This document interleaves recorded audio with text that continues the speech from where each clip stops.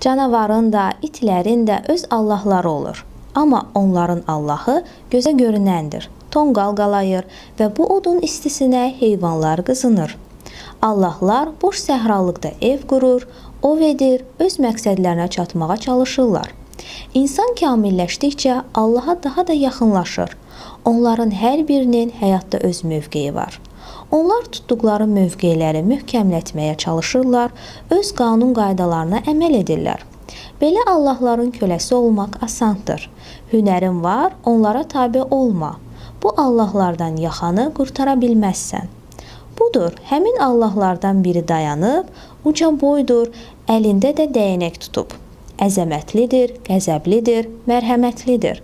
Sanki onun içində sir var, qüdrət gizlənib. Onun bədəni ətdəndir və bu əti parçalayıb didəndə qan axır. Bu ət dadına görə başqa ətlərdən heç də pis deyil. Ağ diş hər şey beləcə anlamışdı. O insanı Allah hesab etmişdi. Hər şeyə qadir Allah. Canavar balası qadir Allahlara tabe olmuşdu. Onların köləsi idi. Onun anası da ağ dişdə insana əyilmişdi və adamlar onu haylayanda dərhal gedir, qovanda qaçırdı. Adamlar onu hədələyib vurmaq istəyəndə isə yerə qısılırdı.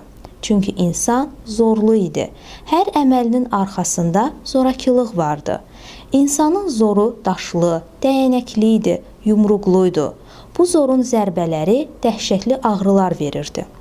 Bütün itlər kimi ağ dişdə adamlarınki oldu. Canavar balası insanın hökmü altında yaşamalıydı. İndən belə insan onun canını da ala bilərdi. Onu ayaqları altına salıb əzədə bilərdi. Ancaq insan həm də rəhimli idi. Ağ diş bütün bu dərsləri unutmadı. Qulaqlarında sırğa edib yadda saxladı. Bu dərslər ona baha başa gəlmişdi. Çünki atın başı rast gəldiyi hər şeyə etiraz etmişdi. Öz təbiətinə yad olan əmirlərə müqavimət göstərmişdi.